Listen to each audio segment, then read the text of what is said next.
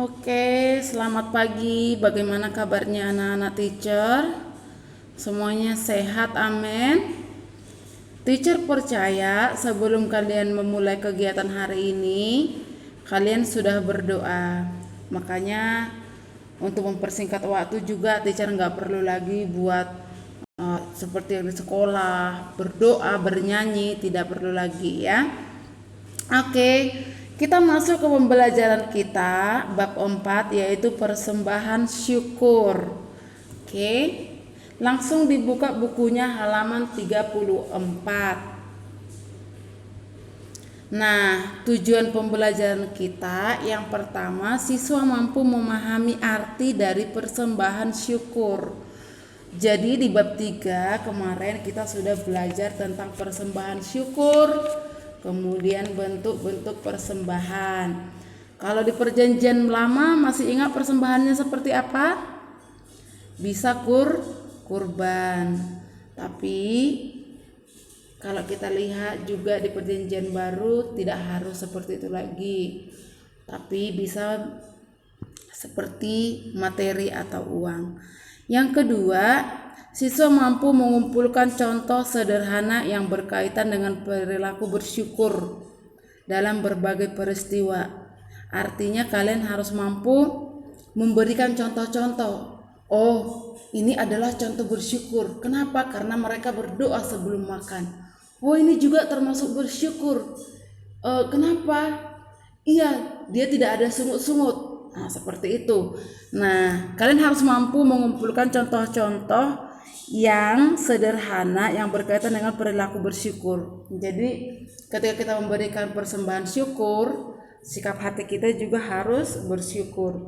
Nomor 3, tujuan pembelajarannya adalah siswa mampu melakukan proyek bersyukur secara sederhana atau atas sebuah peristiwa. Jadi maksudnya di sini kalau kayak teacher ya, proyek bersyukur itu saya buat seperti ini, pembacaan Alkitab.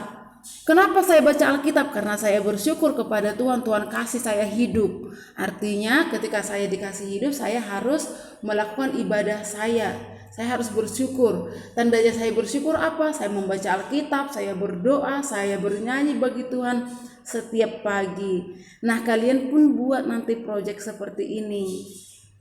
Nah, mulai hari ini, melalui pembelajaran ini, kalian harus membuat proyek pembacaan Alkitab. Minimal 1 pasal 1 hari. Misalnya, baca Kejadian. 1 pasal aja 1 hari.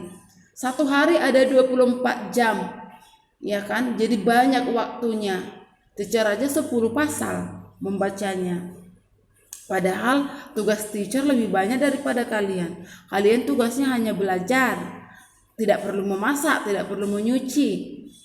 Ya kan? Paling bantu-bantu sedikit.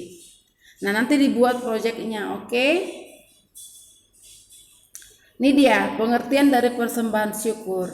Buka halaman 35. Persembahan berasal dari kata dasar sembah yang berarti memberikan sesuatu yang diberikan kepada yang disembah atau yang dihormati. Siapa sih yang kalian sembah? Siapa sih yang kalian hormati? Nah, kalian memberikan sesuatu kepada orang tersebut. Nah, dalam hal ini yang kita hormati adalah Tuhan. Jadi kita memberikan sesuatu kepada Tuhan. Dengarkan, persembahan tidak harus berupa uang, tetapi dapat juga berupa benda-benda lain yang dianggap pantas untuk dipersembahkan. Jadi ini yang teacher bilang tadi, kalau di perjanjian lama mereka mempersembahkan kurban, mempersembahkan hasil tanah mereka. Nah, kalau di perjanjian baru mempersembahkan uang, seperti itu. Tapi di dalam Roma 12 ayat 1, Rasul Paulus menuliskan, menasehatkan kepada kita semua, karena itu saudara-saudara, maksudnya kita semua, demi kemurahan Allah, aku menasehatkan kamu supaya kamu mempersembahkan tubuhmu sebagai persembahan yang hidup, yang kudus dan yang berkenan. Artinya apa? Si Rasul Paulus menasehatkan kita untuk mempersembahkan hidup kita kepada Tuhan menjadi persembahan yang berkenan, yang layak. Bagaimana caranya? Jaga perkataanmu, jaga tindakanmu, jaga kinerja kamu. Ketika dikasih tugas, kerjakanlah tugas dengan baik.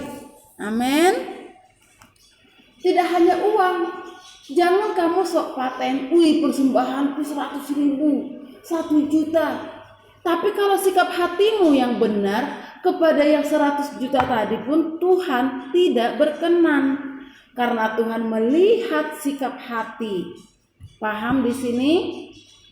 Oke, perhatikan lagi halaman 36. Persembahan itu sebenarnya milik siapa? Persembahan itu adalah milik Tuhan.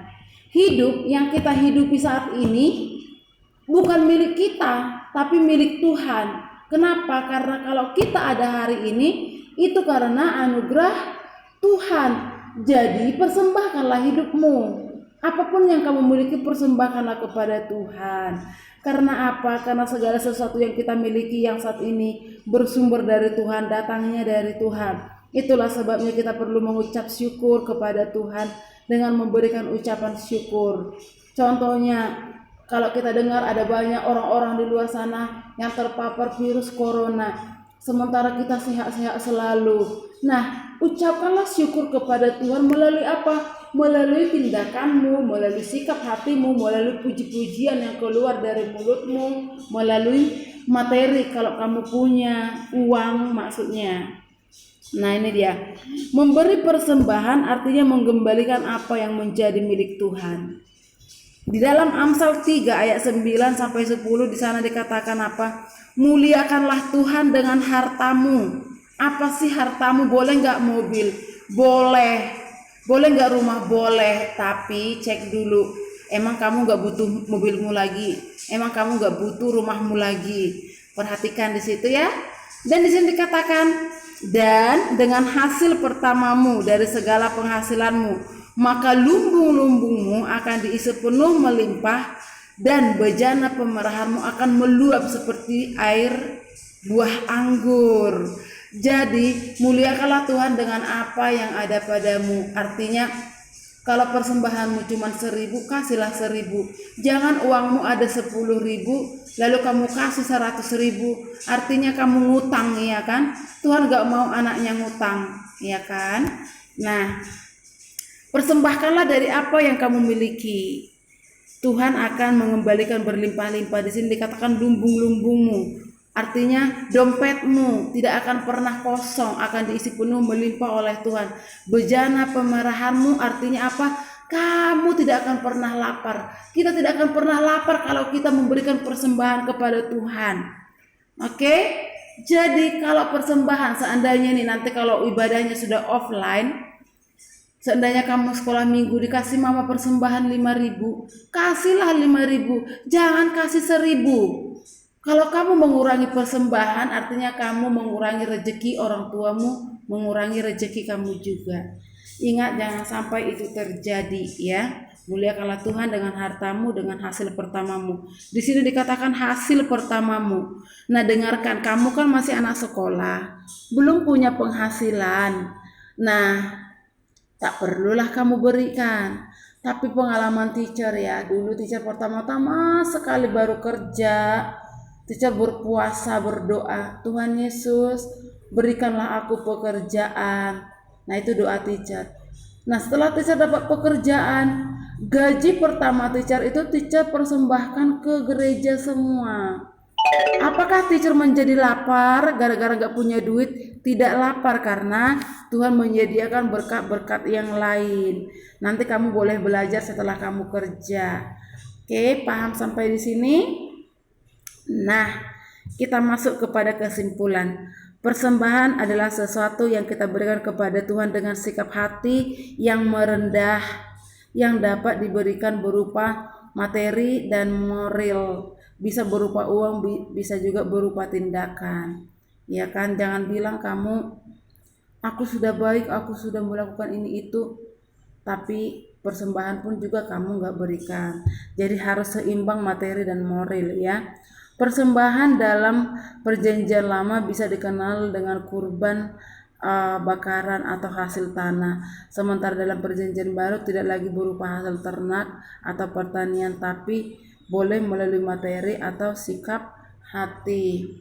Oke, ini dia tugasnya. Baca uraian materi halaman 35 sampai 37. Tuliskanlah di buku catatanmu 4 cara memberikan persembahan dari hati yang bersyukur menurut Alkitab. Tulis, ada di buku, pindahkan ke catatanmu. Nanti foto kirim ke teacher. Lalu jangan tanya kapan batas pengumpulan tugas teacher. Batas pengumpulan tugas sebelum kamu naik ke kelas 5 pun boleh, tapi nilainya masuk enggak. Dia dikasih tugas kerjakan, seperti si Frans Huta Barat ya. Teacher salut lihat dia selalu mengumpulkan tugas. Sorry kalau teacher nggak bisa kasih langsung nilainya, tapi sebenarnya teacher udah buat nilai di daftar nilai teacher, nggak usah takut. Teacher tahu kok, kayak Christian, Jason ya, itu paling rajin mengirimkan tugas. Ada lagi di antara kalian nanya-nanya tugas terus, teacher tugasnya apa? Kapan batasnya teacher? Dikasih batas pun nggak dikerjakan. Teacher nggak kasih batas, ya kan? Nggak kasih batas. Tapi perhatikan, jangan sampai kamu naik ke kelas 6 atau ke kelas 5 atau lulus dari sekolah prestasi tugasmu nggak kamu kumpul. Artinya apa? Nilainya nggak masuk. Saya nggak pernah kasih batas. Ya, saya nggak pernah kasih batas, tapi kapan kamu kasih tugasmu, di situ ada penilaian teacher, ya kan? Jadi kumpullah secepatnya. Jangan terlalu banyak main. Stay home, tetaplah di rumah. Paham di sini anak-anak? Kemudian satu lagi, teacher tahu dari gereja-gereja itu banyak itu ibadah online. Ikutilah ibadah online. Kenapa harus diikuti? Dari mana kamu akan mendapatkan kebutuhan kerohanian kamu kalau kamu gak mengikuti ibadah? Contohnya Jason nih ya, Jason. Dia selalu kirimkan bukti ibadahnya. Teacher lihat dari mana disiarkan, dari Jakarta. Jadi ada kok, dari setiap gereja ada. Dari Katolik ada kok ibadah online. Dari HKBP ada. Dari gereja GBI, GKI ada semua. Ikuti aja. Catat apa yang rema dalam pikiran kamu. Kenapa teacher sarankan? Supaya kerohanian kamu itu bertumbuh, iman kamu itu bertumbuh. Imun kuat karena iman kamu kuat.